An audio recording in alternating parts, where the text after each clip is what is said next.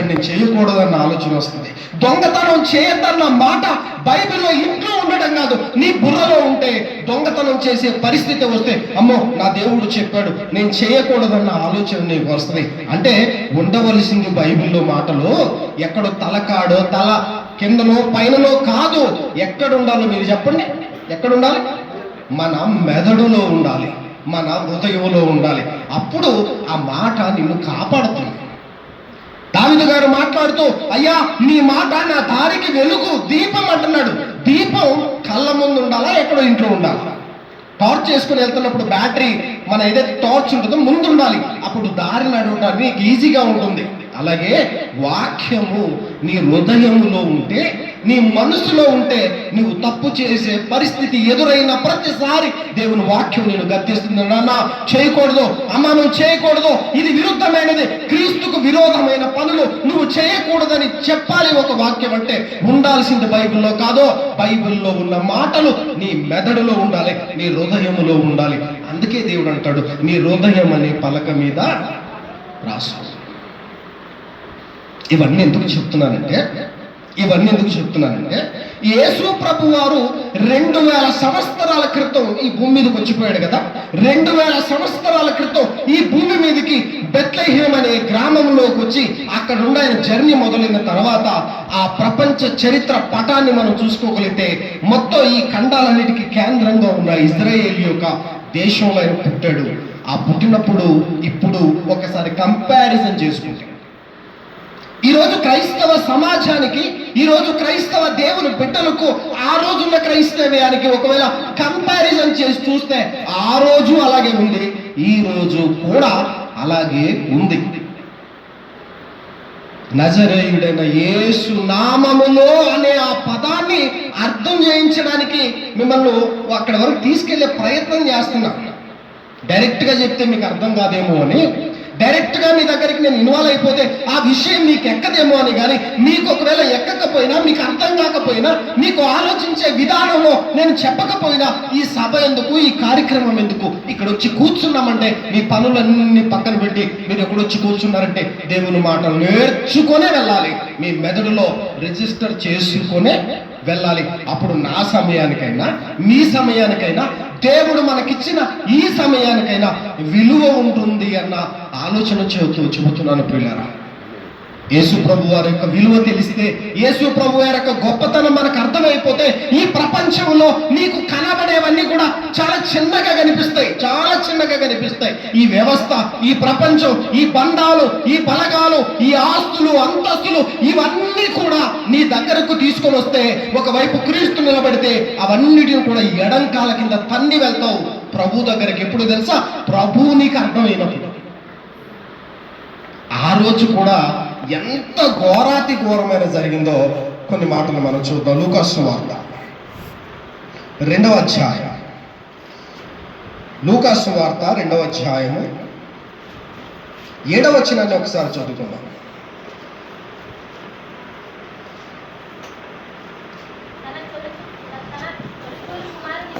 అంటే మరియమ్మ గురించి మాట్లాడుతూ, తన తొలిచూలు కుమారుని కని పొత్తి గుడ్డలతో చుట్టి సత్రములో వారికి స్థలము లేనందున. ఎవరి గురించి అనుకుంటున్నారు ఇది? సత్రం అంటే తెలుసు కదా మనకు. ఒకప్పుడు ఏం చేసేవారంటే హెల్ప్లెస్ పీపుల్స్, అంటే పరదయసులు ఉంటారు కదా, మన ఊరి కాని వాళ్ళు ఎవరైనా వచ్చినా, లేదా ఉండటానికి ఎటువంటి అవకాశం లేకుండా ఉన్న పరిస్థితుల్లో ఉన్నవారికి, అంటే హెల్ప్లెస్ పీపుల్స్కి ఊరి బయట సత్రము అనే ఒకటి కట్టేవారు, వారు ఉండటానికి. అర్థమైందా? ఈ సత్రములో ఎవరికి స్థలం లేదట? ఈ సత్రములో ఎవరికి స్థలం లేదు? ఇక్కడ కూడా చాలా మంది క్రైస్తవులు బాగా బైబిల్ చదవటం చాలా తక్కువ, కాన్సన్ట్రేషన్ ఉండదు, పరిశోధన ఉండదు, ఆలోచన ఉండదు. ఇప్పుడు మీలో కూడా అని మీరు చెప్పకండి, కానీ ఎందుకంటే చెప్తే మళ్ళీ నేను వివరించిన తర్వాత బాధపడతాను. మీరు చెప్పకండి, మీ మనసులో మీరు చెప్పుకోండి. యేసు ప్రభు వారు ఎక్కడ పుట్టాడంటే ఏమంటాం? మీరు చెప్పకండి. అందరూ మీ మనసులో అనుకున్నది ఏంటి తెలుసా? పశువుల పాకలో పుట్టాడు కదా. బెత్లెహేములో పశువుల పాకలో పుట్టాడు. మీరే కాదు, మేధావులు అనబడుతున్న వారి దగ్గరికి వెళ్ళి అడిగినా అదే సమాధానం ఉంటుంది. అవునా? సత్రములోకి వెళ్ళటానికి ముందే బిడ్డను కన్నదా లేదా మరియమ్మ గారు? పశువుల పాకకి ఎప్పుడు వెళ్ళింది? సత్రములో స్థలము లేకపోతే పశువుల పాకకి వెళ్ళింది. అంటే పశువుల పాకకి వెళ్ళటానికి ముందు సత్రంకి వెళ్ళింది, సత్రానికి వెళ్ళటానికి ముందే బిడ్డను కనేసింది. అంటే బిడ్డను ఎక్కడ కనిందో తెలియదు మహాతల్లి, కానీ సత్రంలోకి వెళ్ళింది. తన బిడ్డను, పసిబిడ్డను, ఆ పసికందును తన గర్భములో నుండి బయటకు వచ్చిన ఆ పసికందును తీసుకొని స్థలము ఊరి నిండా వెతికితే, ఊరంతా వెతికినా ఎక్కడ దొరకకపోయేసరికి చివరికి ఆ సత్రములోనైనా దొరుకుతుందేమో అని వెళితే ఆ సత్రములో కూడా స్థలము లేనందున ఇంతకీ ఎవరు అనుకుంటున్నారు? ఆయన కలిగి ఉన్నది ఏది ఆయన లేకుండా కలుగని ఈ విశ్వంలో సత్రములో కూడా ఆయనకి ఏమి లేదు. ఏంటండి దుర్మార్గమైన పరిస్థితి చెప్పండి. చిన్నోడా ప్రభు? చిన్నోడా? ఈరోజు మీరు, నేను, మనము ఈ ప్రపంచాన్ని తీస్తే ఎక్కడో ఒక చోట, ఏదో ఒక ప్లేస్లో ఎవరో ఒకరు తన ఆకున్న పరిస్థితిని బట్టి స్థలాన్ని మనకివ్వటం జరుగుతుంది. కానీ యేసు ప్రభు వారికి స్థలము లేదు. సత్రములో స్థలము లేకపోతే అప్పుడు ఏం చేశారంటే మళ్ళీ తన తొలిచూలు కుమారుని కని పొత్తి గుడ్డలతో చుట్టి సత్రములో వారికి స్థలము లేనందున ఆయనను పశువుల తొట్టెలో పరుండబెట్టెను. పశువుల తొట్టెలో ఎవరండి ఈయన? ఒక్కసారి ఆ మాట చూద్దామా? ఇది ఇలాగే మనసులో ఉంచుకోండి. ఫిలిప్పీలకు రాసిన పత్రిక 2వ అధ్యాయము 5వ వచనం. ఫిలిప్పీలకు రాసిన పత్రిక 2వ అధ్యాయము 5వ వచనం.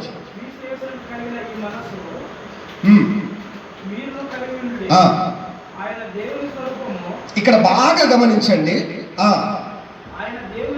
ఆయన దేవుని స్వరూపము కలిగిన వాడై ఉండి దేవునితో సమానం. మళ్ళీ చదవాలి, ఆ మాట బాగుంటుంది. క్రీస్తు యేసునకు కలిగిన ఈ మనసు మీరు కలిగి ఉండుడి. ఆయన దేవుని స్వరూపమును కలిగిన వాడై ఉండి దేవునితో సమానమైన భాగ్యము సమానముగా ఉండుట విడిచిపెట్టకూడని భాగ్యమని ఎంచుకోనలేదు. ఎవరితో సమానం? దేవునితో సమానం.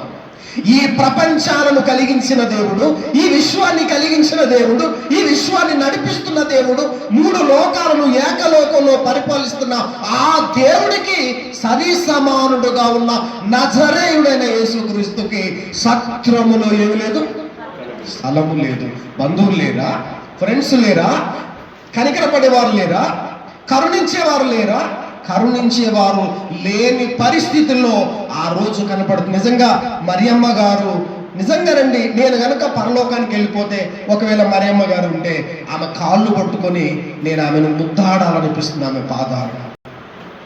ఎందుకో తెలుసా అంటే ఆమె కష్టాలు ఎందుకో ఒక మాట మీకు చెబుతాను. అదే లూకా సువార్తకు రండి. ఎందుకంటే ఎంత దీనమైన పరిస్థితుల్లోకి వాళ్ళు వెళ్ళారో ఒకసారి లూకా సువార్త 1వ అధ్యాయం. దేవదూత వచ్చి మాట్లాడుతుంది చూసాము. 32-29 నుండి చదువుతాను, లేదా 28. లూకా సువార్త 1వ అధ్యాయం 28వ వచనం. ఆ దూత లోపలికి వచ్చి ఆమెను చూచి, దయాప్రాప్తులారా, నీకు శుభము. శుభం అంటే మనకేం గుర్తొస్తుందండి? మేల కీడ. ఇప్పుడు ఆమె ప్లేస్లో ఆమె మేల కీడ చచ్చిపోతారు. మీకు అర్థమైతే సబ్జెక్ట్. యశోబ్ గారికి ఎంగేజ్మెంట్ అయిపోయింది. ప్రదానం చేయబడింది కానీ వారిద్దరూ ఒకటి కాలేదు. ప్రదానం చేయబడింది కానీ ఇంకా పెళ్లి కాలేదు. వారు భార్యాభర్తలుగా అఫీషియల్గా వారు లేరు.